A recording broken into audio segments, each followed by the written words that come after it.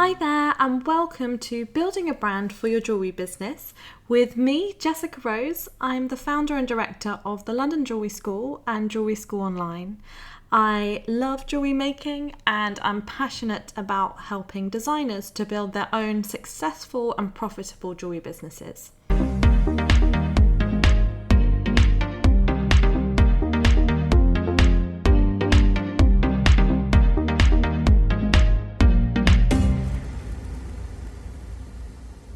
Hello and welcome to part 3 of this 3-part video series. It really is great to have you here.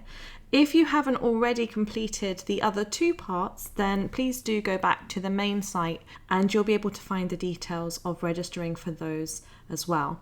But this is the 3rd part and today is all about branding and how to build a brand for your jewelry business. So I'm really excited about this because branding is a huge part of running a successful jewellery business, and there's lots of different components that make it all up, and I'm going to be sharing lots of my top tips and sort of secrets that I've worked out over the course of running all the different jewellery businesses that I've been involved in, and also through lots of coaching that I've done with other designers on how to run their jewellery businesses too. So we're going to be talking about what you stand for. So what you're going to stand for in your business, what it's going to mean to you, and what the ethos behind it is going to be. We're also going to be talking about who your customers are.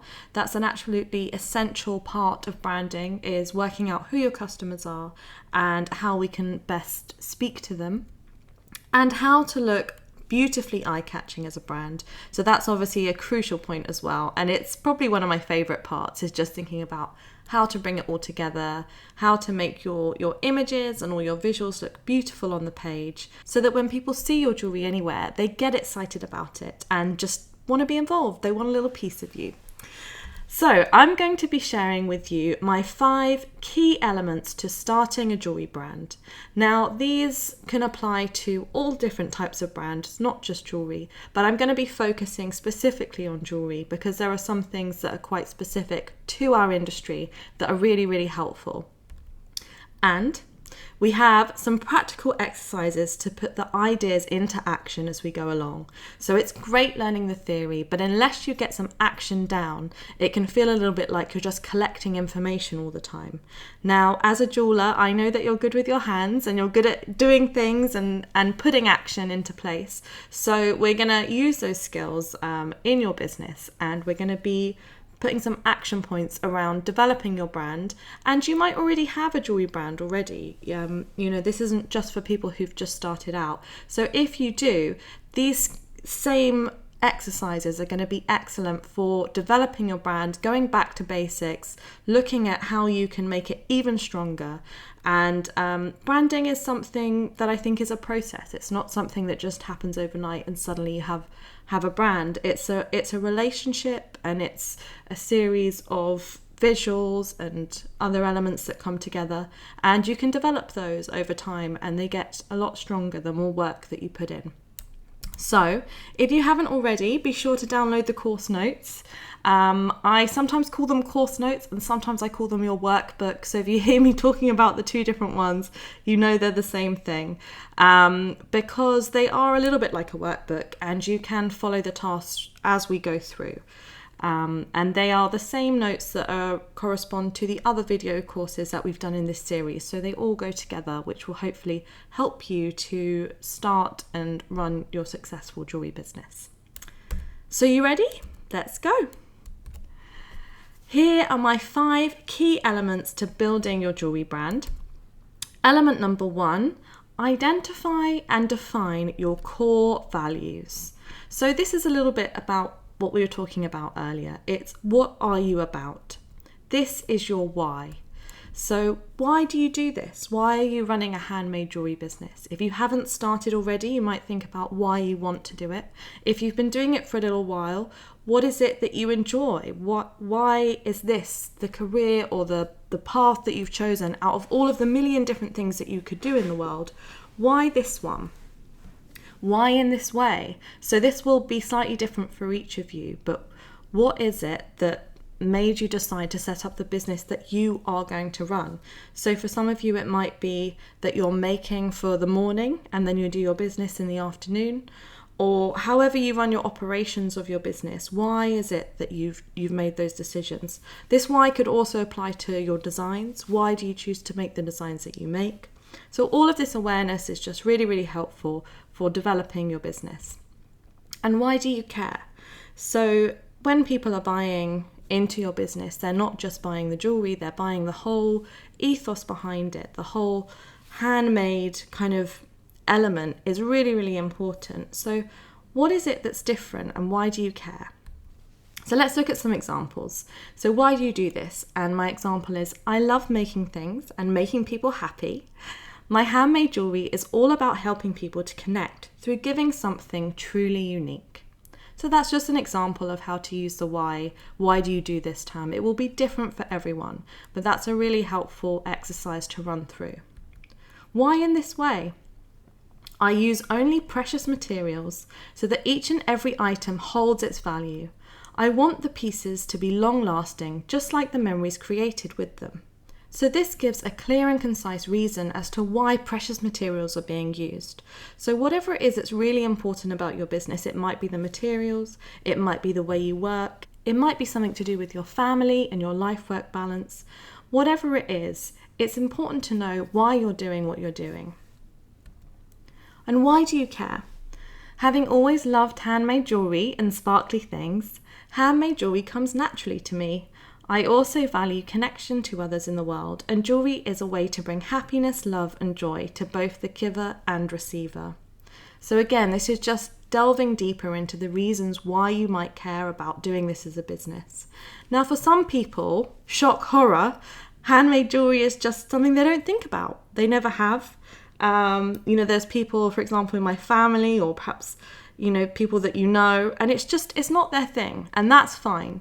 But you're here because I take it that it is your thing, and like me, you're passionate about it and you care about it and you want to be able to make a living out of it so that you can continue to do it. So why is that? And if you're not quite sure why, try to have a think about it, and you can even ask others to share their ideas with you, because there will be a reason why you do this, and it's essential to kind of have an understanding around that in the development of your brand for it to be a really strong and clear message. Some other examples, I care about the environment, so all of my materials are ethically sourced, or quality and integrity of the design process are essential to me. I strive for clarity and precision in each piece I make. So there's so many different angles that you can care about your jewelry business from, and the reason why you have a particular angle is one of the key things that will make it different and also connectable to people when you give those messages across in your branding. There's no right or wrong way to do this, and it's about your values, wants, and wishes as a business owner. So please don't feel that if you have a particular way of thinking that that's wrong. Everyone's way is going to be different, and that's what is so great and unique about every handmade business, is it's all about the person behind it and what they care about and how they put that into their work and how they work with people. So we are on to our first task time, and our first task is going to be coming up with your core brand values and statement. So how do we do that? Well, now's the time to bring out the post-it notes if you're anything like me, or failing that, a pen and paper will always do. The first thing I want you to do is brainstorm a list of keywords that are meaningful to your business. Now, they can be absolutely anything. They can be as random as you like.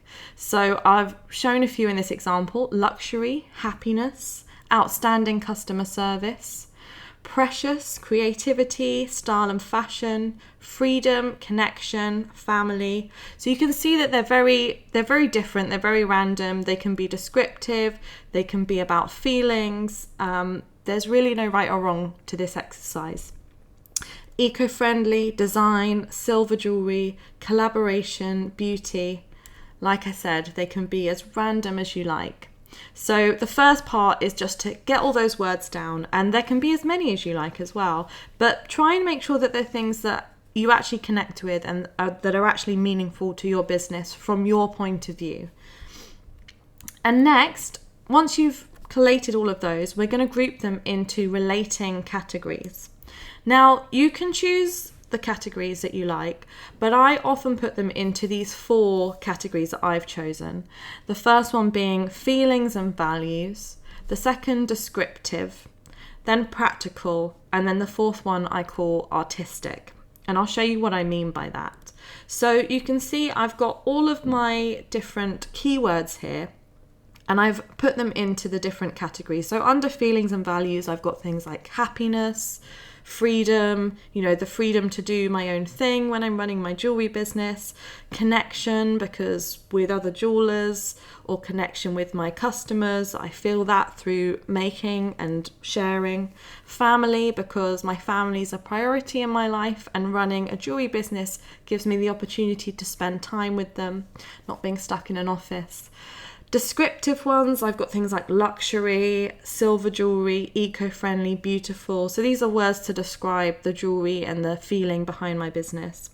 Practical, I've got that I want to have outstanding customer service, that I want to be collaborative. And under artistic, I've got creativity, design, style and fashion. So again, these are just examples and just the things that I came up with, but you'll have your own set of keywords that hopefully when you look at them, they will look like your business and feel like your business. So we have a whole list of core brand values. Amazing. Now, slightly tricky bit, time to drill that down to the top 5. So I want you to limit yourself to 5 that are really the crucial ones. Try to take out any duplicates or any things that are similar so that you have, it can even be less than 5 actually, between 3 and 5 I would say, core values that really describe the ethos behind your business. So I have gone for luxury, eco-friendly, collaboration, design and happiness. And I just selected those by looking through the chart and the ones that I had, and I tried to pick at least one from each different category to describe my business in a broad way. And also certain things I felt crossed over. For example, happiness and family crossed over, and so I kind of grouped them into one, and design and creativity crossed over. So for me, I chose whatever stood out. So I've got my core brand values. And that was pretty quick. It can take a bit longer than it's taken me, but I have spent time on it. So do take your time, go through your keywords. If you have trusted people that you work with in your business, either that professionally work with you or just friends and family that you find really helpful to do things with, then you can do this exercise together. I often prefer to do it on my own because then I'm really able to get into kind of the zone of what my business is about and how I feel about it. For my jewellery, but for the London Jewellery School, I often work with the staff team there when we're doing brand exercises like this. So it really is however works best for you.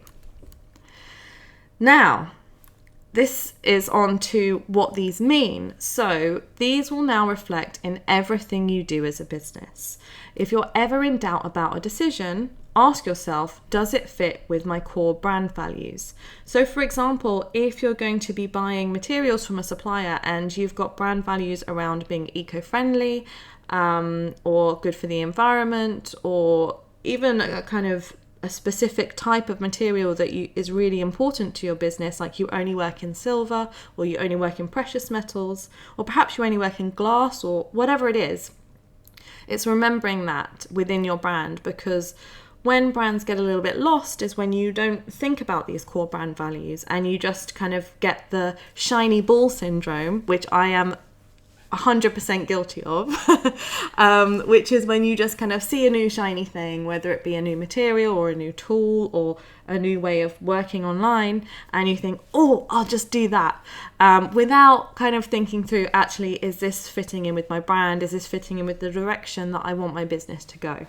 So I would entirely suggest that you put these 4 to 5 words up somewhere that you're going to see them regularly, perhaps on your wall or in your office or somewhere at home, so that when you're thinking about your business in your day-to-day world, you can remember those values and have them right at the forefront of your mind. Next task, so task time again. Let's bring out the big guns. Time to build sentences. So for this exercise, we're going to call our brand Brown Lily. This was the name of the first business that I launched back in 2006, where I was making and selling my jewellery. And just a little side note, why Brown Lily? At the time, my favourite colour was brown, because I had brown hair and I had some nice brown boots, and I liked brown, which was unusual. And my favourite flower was a lily. And there was a free website URL, which is very difficult to find sometimes for new jewellery businesses. So that was that. Obviously, you have your own jewellery brand, so you'll be using your own in the exercise. But for this example, I'm going to be using Brown Lily. And we're going to look at our keywords and build sentences about them, or sentences packed full of those keywords for our brand. And this is going to turn into our brand statement. So I've taken 2 of my category terms out of the table with my keywords, which you can see at the top of the slide here. And what I've done is I've just selected certain keywords and I've built a sentence out of it. So I've got Brown Lily Jewellery combines luxury, eco-friendly silver with beautiful and creative designs to meet the demands of even the most stylish trendsetter. So I hope you can see what I've done there is that I've just built on the words. I started with the keywords and I've built a sentence around it.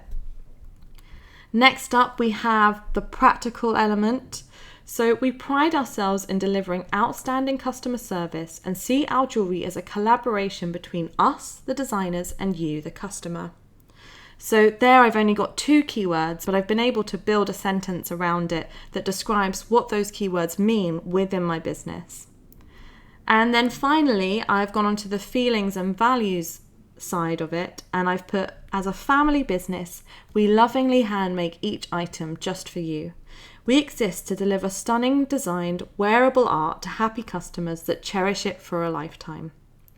So I hope you can see that by using the keywords to build up a statement, it makes it really rich and full of all the things that you want to be in there.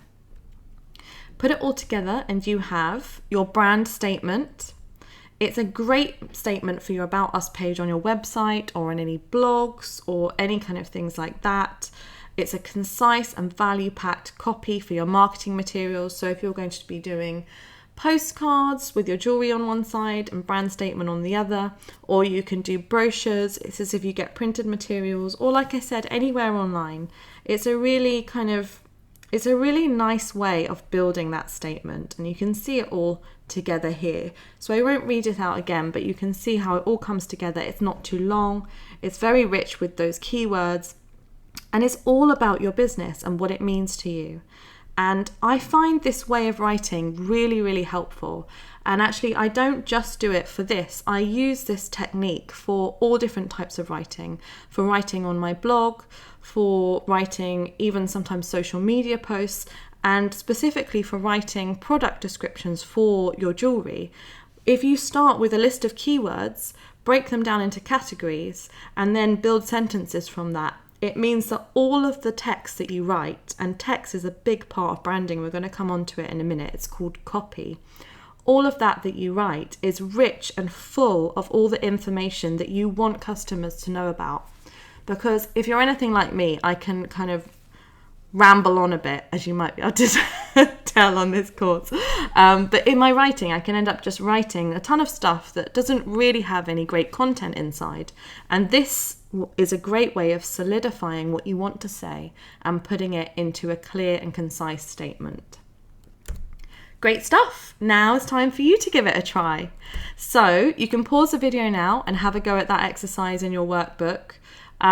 If you want, you can carry on, go to the end of the course and then go back and do them. It's entirely up to you. But that is the first section on defining your core values. And at the end, you will have your core values and your brand statement, which are great things to work from going forwards for your business and for your brand. So once you've completed your list of brand values and statement, put it up on your website, put it on your blog, your wall, put it everywhere. Now, the only thing I would say about this is it is a slightly longer bit of text. You might not put it on Facebook or social media or places like that. And it's a slightly more formal written piece about your business. So it is useful to use in a lot of places, but you may have some shorter text that's just like a sentence or so that describes your business that you use in other places as well. Use it to inform customers and to remind you what it is all about. So yeah, this is really important. I think it's great for informing customers and put it up on all the sites so that you can do that. But also, one of the key kind of purposes of this statement for me, I always find, is to remind me what it's all about. So when you're having those days when you kind of think, oh, what am I doing in my business? Or is this really right for me? This is the stuff that gets you up in the morning. You know, this is the exciting stuff that you live for, that you kind of think, oh, this is what it's all about. You know, this is what I care about and this is what I want. And sometimes in the day-to-day, we lose a little bit of that. So this is a way of doing something really for yourself that helps you bring that back. So you should have something that looks a bit like this. My core values, so you can see my 5 core values there, and my brand statement below. Great job. Now we're on to key element of building your jewelry brand number 2, which is to tell your brand story. Now, every brand has a story, every person has a history, and everyone has something unique to share. And that is the great thing behind every business, is that there is a person and there is a story and there is a message that kind of comes across. You might not feel like you've got a message to share, but it kind of just happens naturally. And I found this, you know, I kind of thought, I'm just making my jewelry and I'm just selling it. It doesn't really have a huge amount of meaning. I like it, the people like it. But actually, if you think a little bit deeper about it, there is a lot that's there and it does have meaning. You know, when people buy something that they like, especially when it's handmade, it makes them feel special. It gives them that element of being part of something, and you're the other side of that conversation. And branding is a lot about having a conversation and kind of building those relationships. So your story conveys your personality as a designer. Everyone's story will be different, and you might not think you have a story, but you do. And the things that you can start to think about are what inspires you and why did you start making jewelry? So that's a lot of the practical part of the story, is how did you come to be doing this? What's your backstory? What have you done in the past? How have you come to start this business? And we're really interested in that when we're buying from handmade designers. We want to know those things. We want to know a little bit about the person behind it.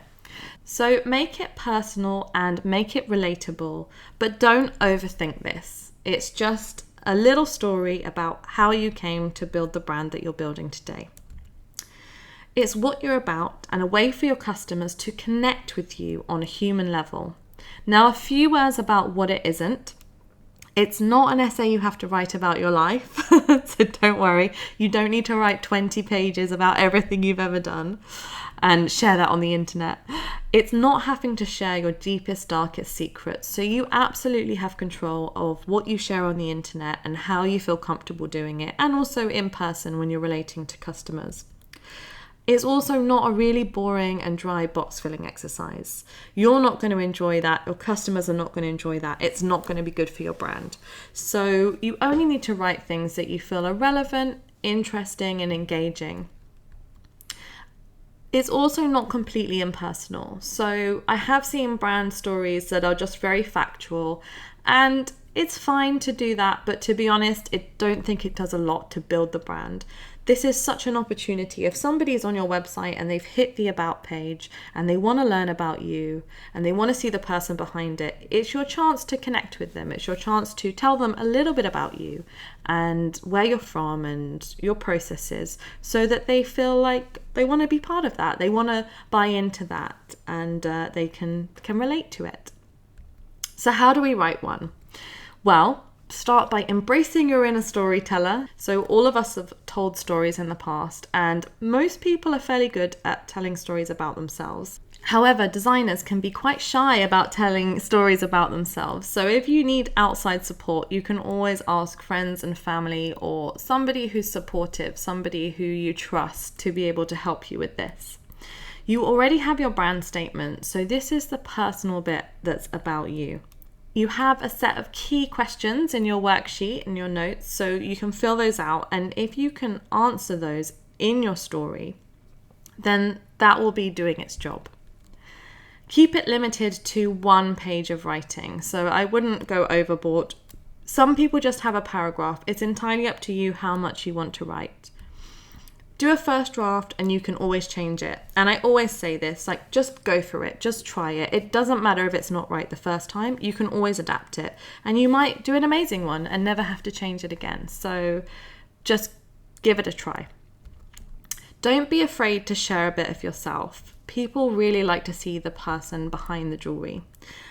It's also a really good idea, and I highly recommend that you share a nice photograph of you on your website or anywhere that your jewellery is being seen.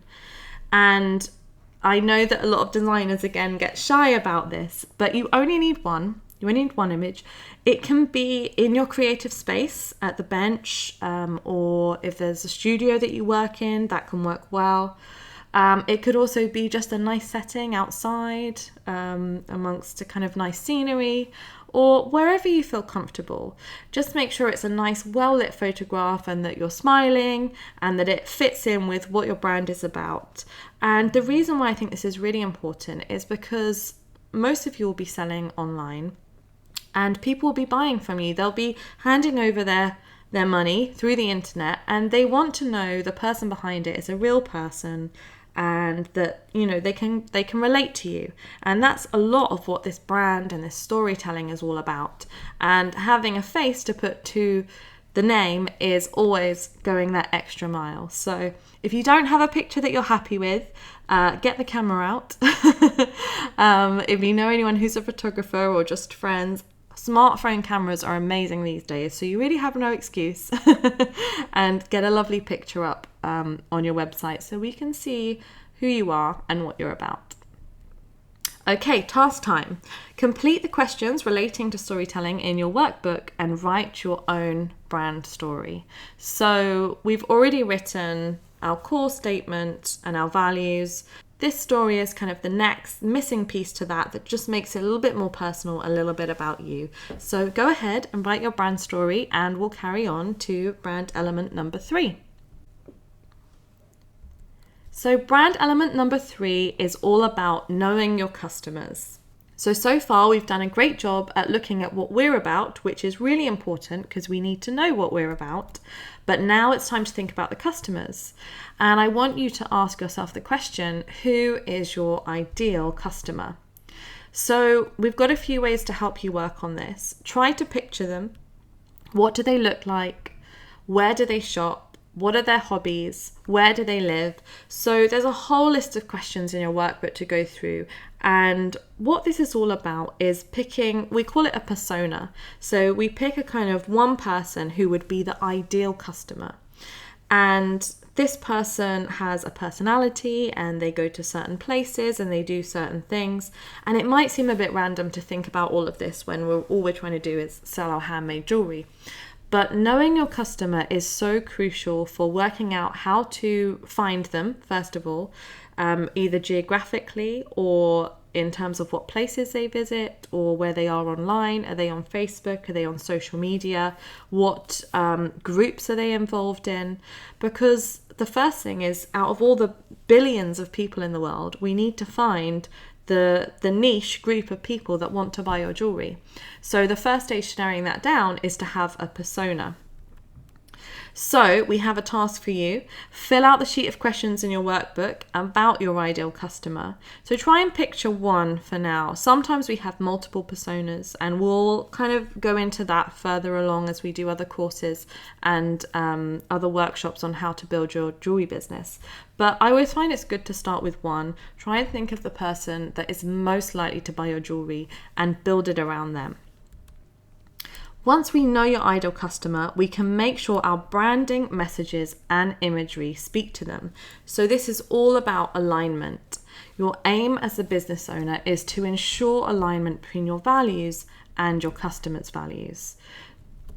We could spend a whole day workshop on this, but I'm going to have to leave it there for now, and we'll go on to number 4. So for this section, all I want you to do is start building that persona in your workbook around who your ideal customer is.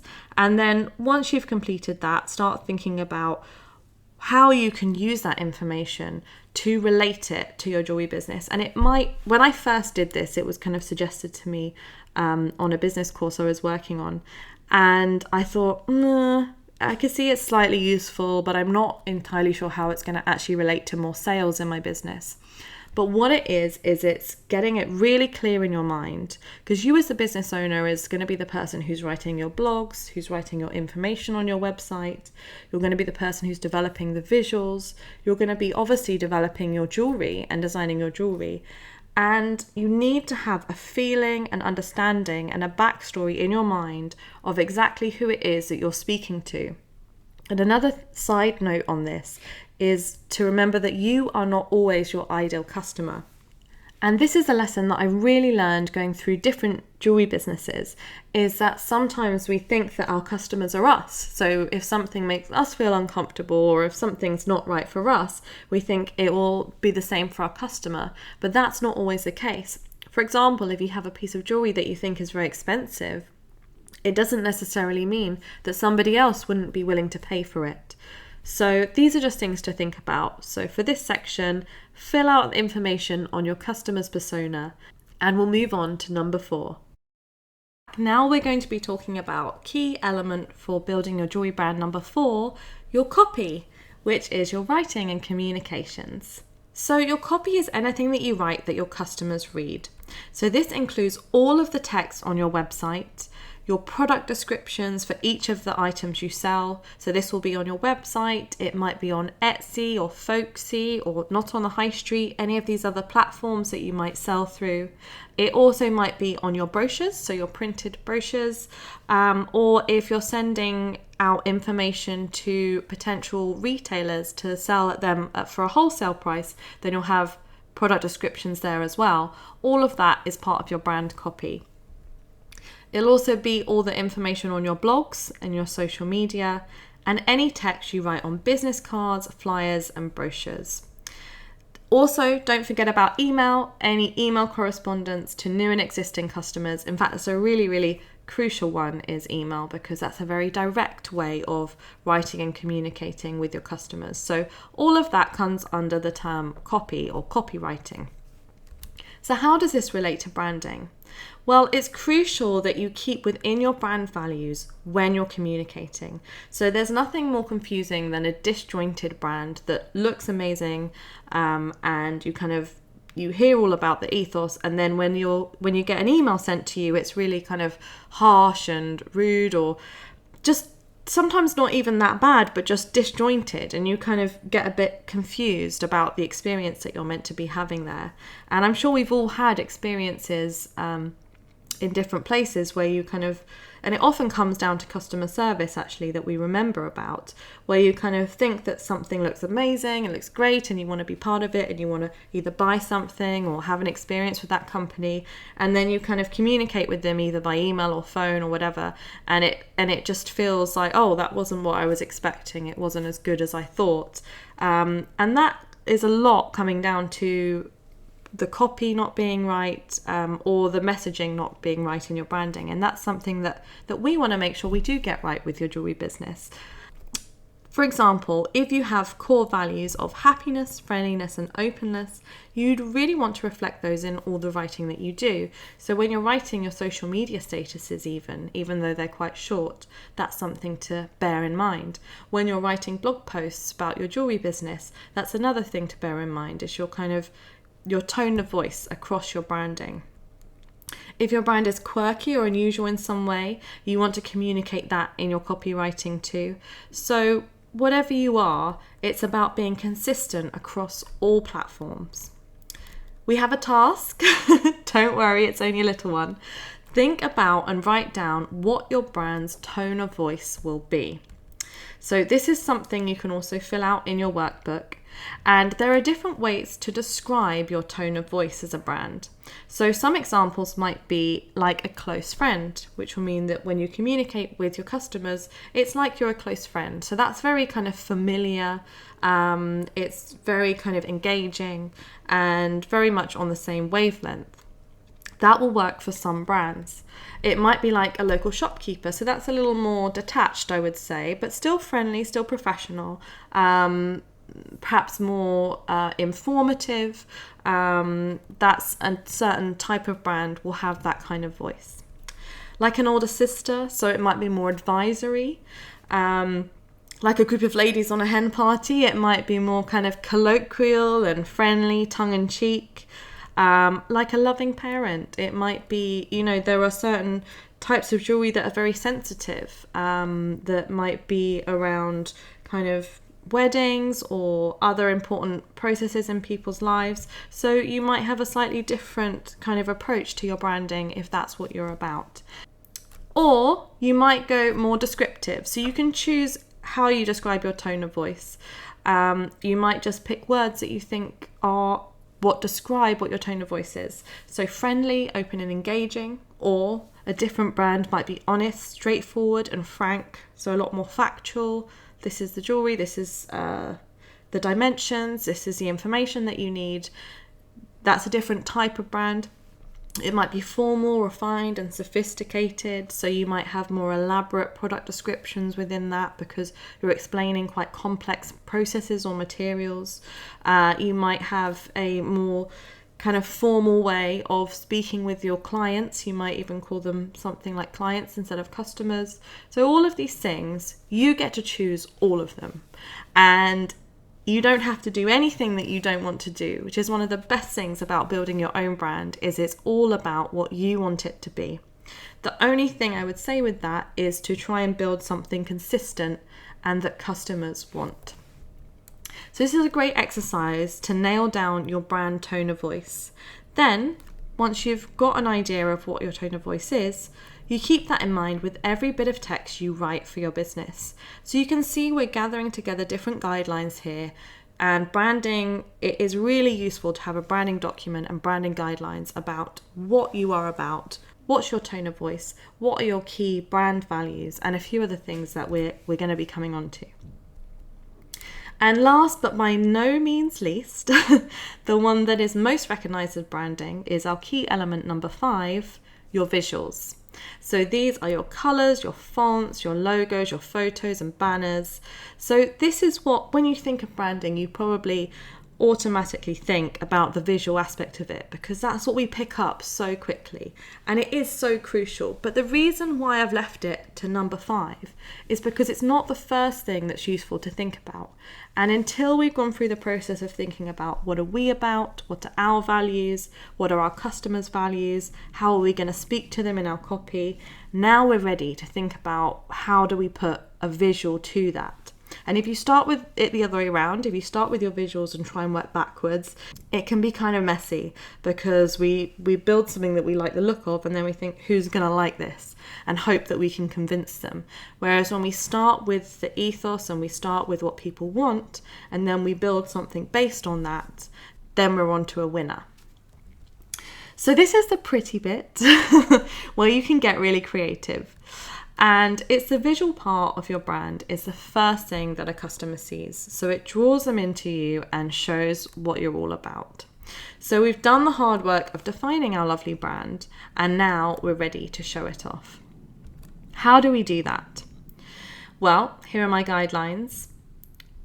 We need some graphics, but we don't need to be a graphic designer. So please don't be put off by this. It can be a little bit scary. I know when I was building my brand, I thought, do I need to hire a designer to do everything? Maybe you will work with a designer, but you don't need to be a graphic designer these days in order to make some really beautiful graphics. So I use 2 programs that you may or may not have heard of. The first one is Canva, which is amazing. If you go onto canva.com, both of these are easy to use and free for the basic plan. And Canva is great at building graphics for all types of things. So you might want to build some banners for your social media. So social media eats up graphics, like you always need new content.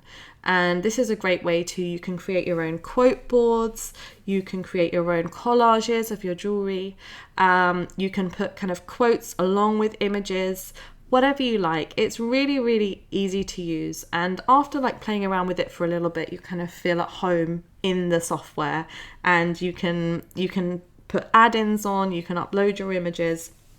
A lot of people recommend it, a lot of people use it, and I would recommend that you have a go with it as well.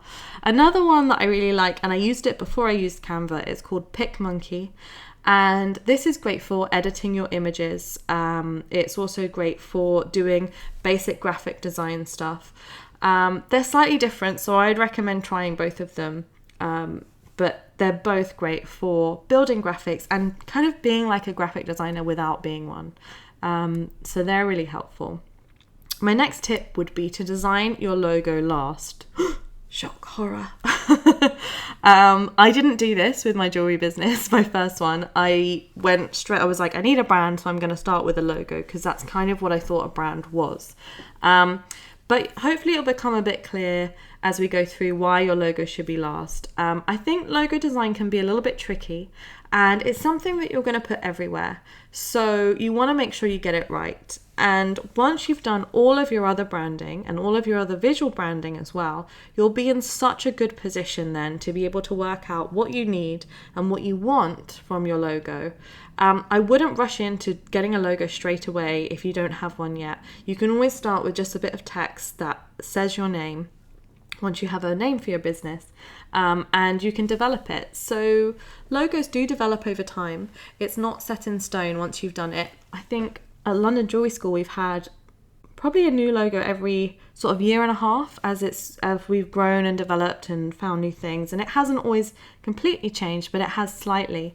And it was the same with my jewelry business. I've always been able to update them when I need to.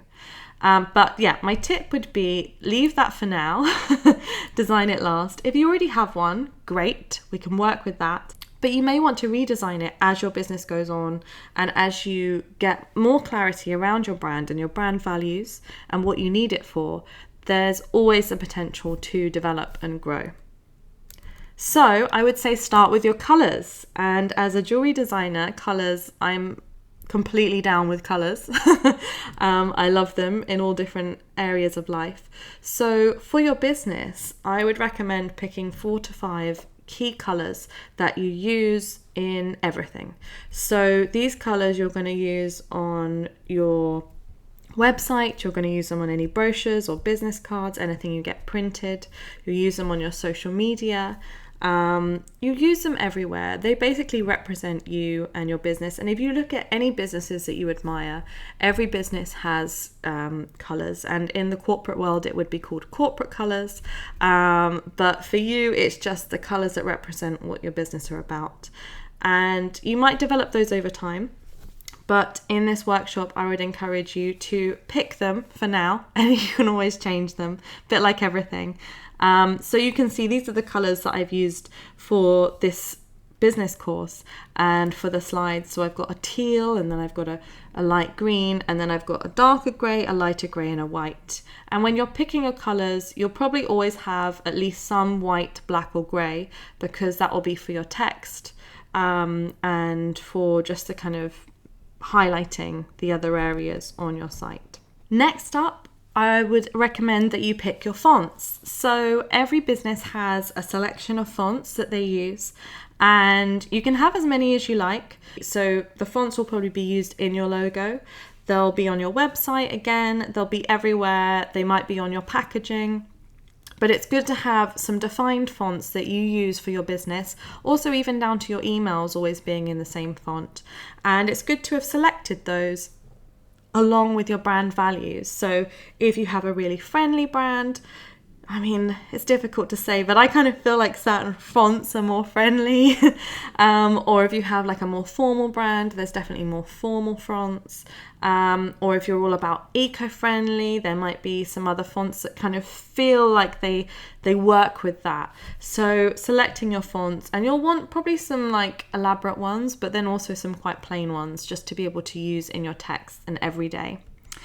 So with consistent colours and fonts, you can make anything look well branded from the offset with minimal time and investment. And this is a key tip, is that you don't need to spend loads of money on graphic design to have a great brand.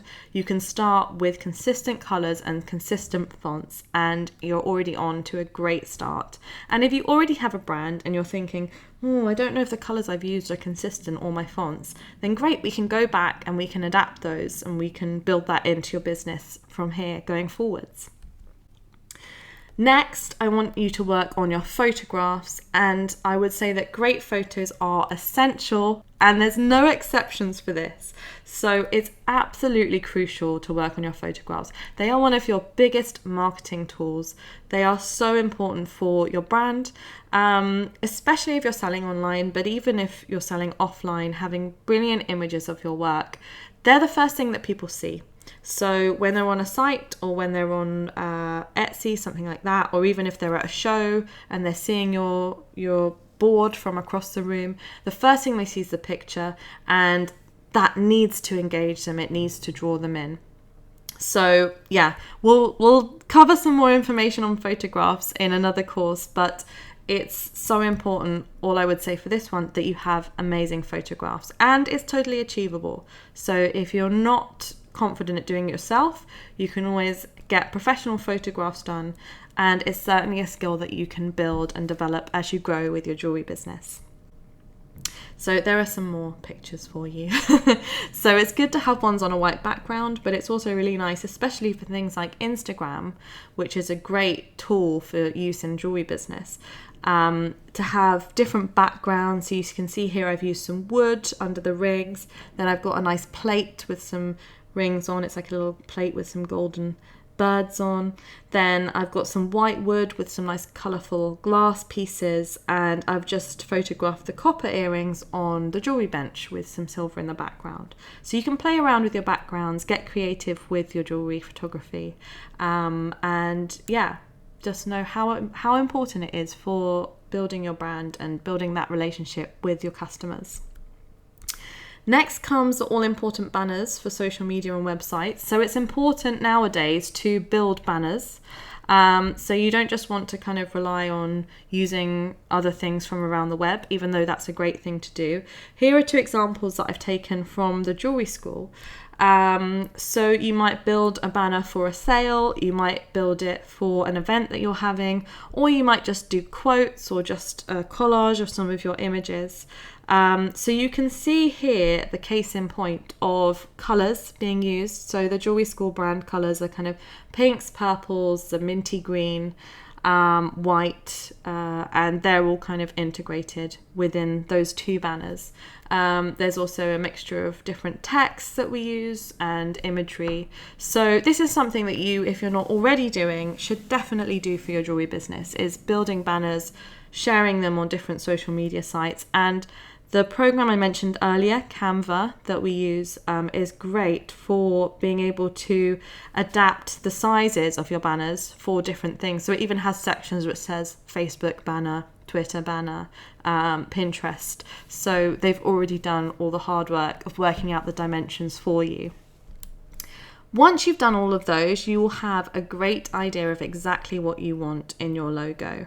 And I usually recommend getting a designer to make your logo, although it's absolutely not necessary. For simple designs, you can do it yourself. And if you're willing to kind of play around and work it out, there's always ways of bootstrapping these different options. If you are getting your logo done, these are some sites that I've used in the past that I found really, really helpful. So 99 Designs and Design Crowd, you can see both of the URLs on there. How they work is you submit an idea of how you want your design to look, and kind of your description. Then you pay some money, you set the budget that you want to pay. Then all the designers from kind of around the web that are registered on these sites, and they have thousands, the ones that want to will submit different designs, and you can select, and you can go through a process with them, and you can work with multiple designers at the same time.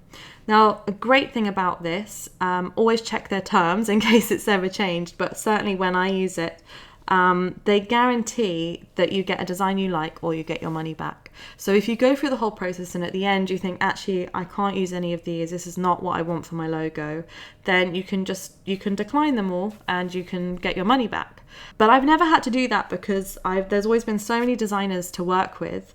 And I've gone through the process with them that by the end I've been really happy with what they've been able to deliver.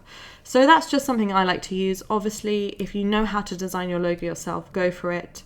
And there are so many designers around that you will be able to find someone who you like and trust if you need to. Once again, the key is staying true to your brand values and being consistent and delivering a seamless and beautiful experience to your customers, just like your jewellery does. So it's just carrying on that experience, and that's what all of this is about. Task time again. I'm setting you quite a lot of tasks this time, but this is the last one. So I want you to complete the sections on the key elements of your branding visuals in your workbook.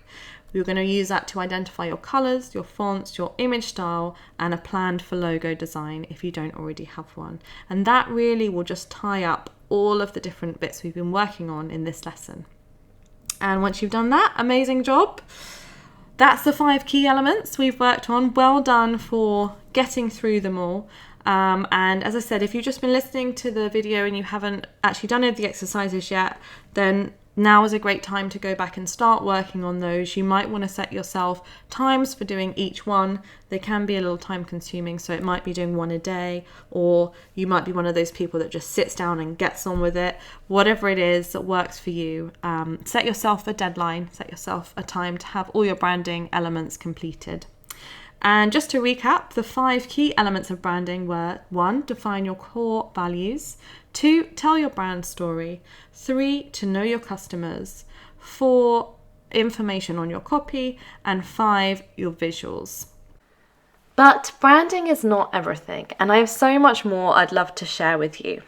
If you've enjoyed this course, you might be interested to find out about my online membership community. It's called the Jewellers Academy Membership, and is designed to offer ongoing support for you and your business as you launch and grow. Now, jewellery can be a lonely profession, as most of us work from home alone, and as much as we love making our jewellery, it makes a world of difference having a supportive community of peers who you can turn to whenever you need support and advice.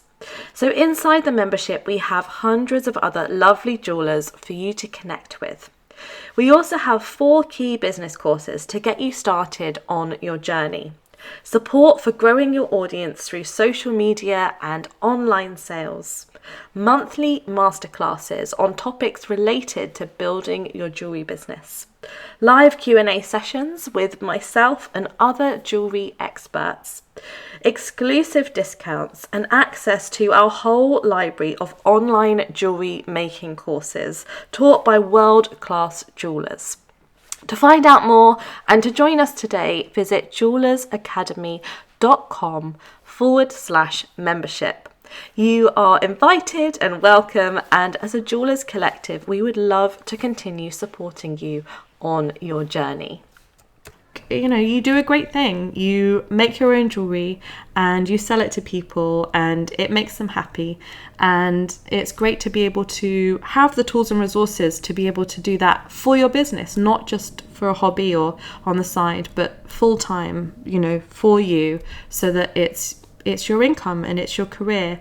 And I've been lucky enough to be able to do that for the past 7 or 8 years, and I would like to be able to support others as well.